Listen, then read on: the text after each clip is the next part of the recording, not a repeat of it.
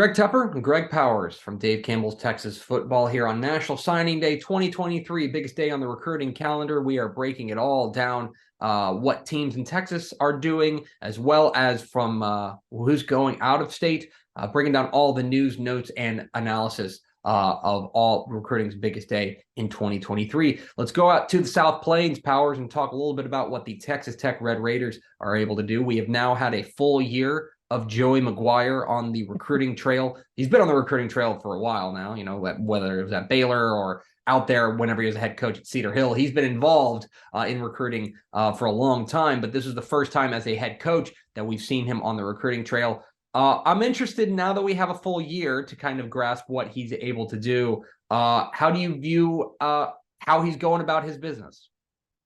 Well, I mean, first and foremost, I think that he made some bold statements when he was hired there that he was going to put the emphasis on recruiting Texas high school football talent, and he's backed that up. He definitely has signed tons of Texas high school football players. They hit the state early, they hit it often, and they've done a tremendous job. He's brought over what I feel like are some good values from his time at Baylor into Texas Tech, and they're utilizing them there as well. There's a lot of staffers who are on in Lubbock now that we're also in Waco. They are taking guys who they feel like are tremendous athletes or football players, both, either or both, and guys that they feel like that they can develop successfully into stars. And a guy to look no further on that list that kind of symbolizes that to me is Clarendon's Jamari Davis.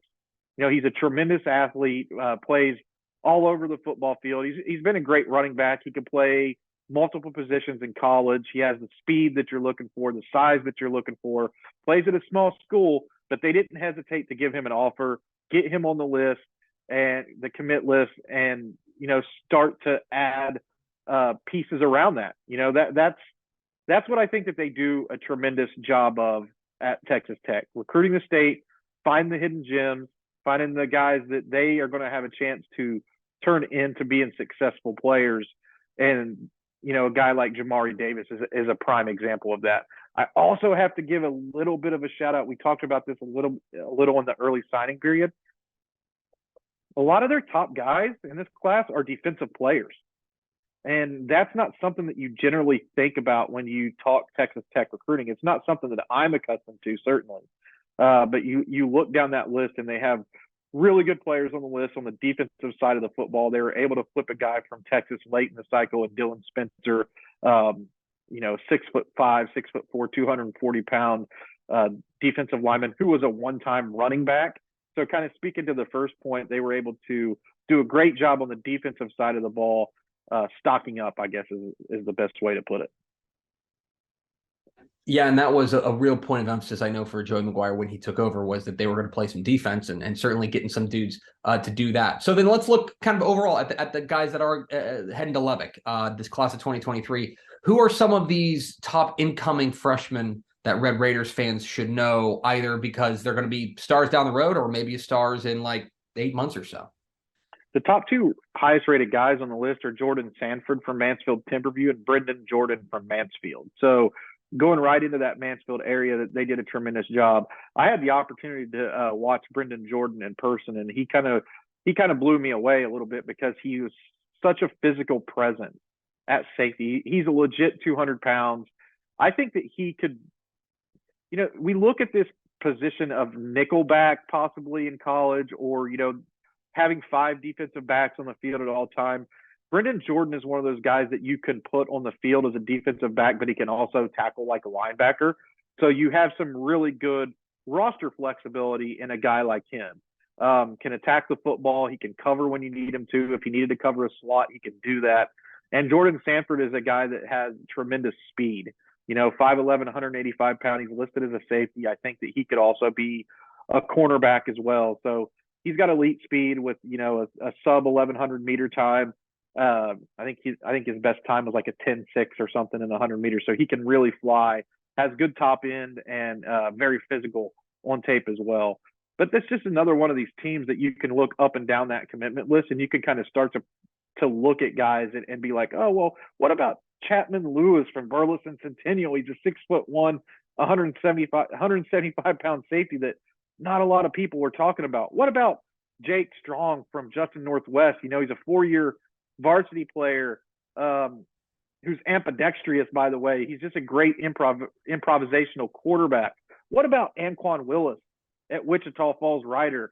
He's one of the best athletes in the state. I don't know what he is. I don't know if he's a running back or a linebacker or what position he's going to play, but he's 6 foot, 220 pounds, and he can really run. They're going to find somewhere for that dude to play, right? So I just look at this list, and there are a lot of really fun names on it, and a lot of fun guys. We can just sit here talking about them all day. All right, but we all know that football starts up front, and Texas Tech signed 4 offensive linemen, four pretty darn good offensive linemen. And yet, I'm looking at your Hot 100, I can't be held responsible for the likes of this man. None of them are in the Hot 100. Do you feel like maybe you're going to end up regretting that? Ooh, man, you went for the jugular. Yeah. Yes, I guess. I'll give you a little bit behind the scenes, right? Like you're putting together a list, and this list, you have to rank some really great Texas high school football teams, right? Well, you get down to some of these spots, right? Like I get to number 75 in this year's class, and I think there's a legit case to be made that in the top 75, those are all 4-star type of talent, right? And we make the top 5 5-stars, the next 45 after that up to number 50 or 4 stars. Well, number 51 and beyond, they're 3-star guys. Well, I feel I needed more stars this year. Well, that's the same way that I feel about the top 100. I needed more spots.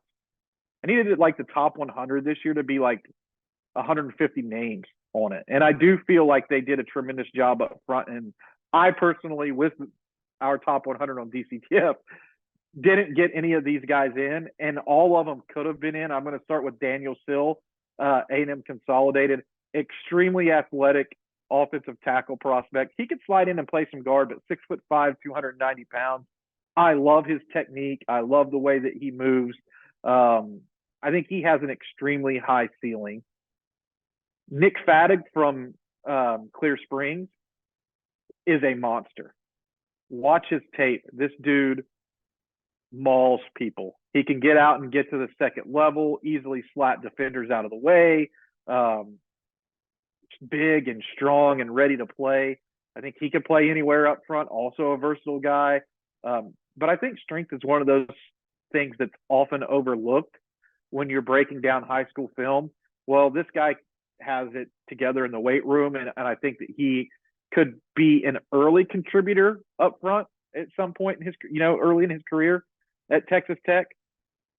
And then you have, Caden Carr, Lubbock Cooper guy. Lubbock Cooper offensive line was so good this year. They were really good. And Caden Carr, I think, was the best of the bunch. 6'5", 320-pound guy, ready to play. So you asked, do I have? Yes, as you can tell, I have regrets.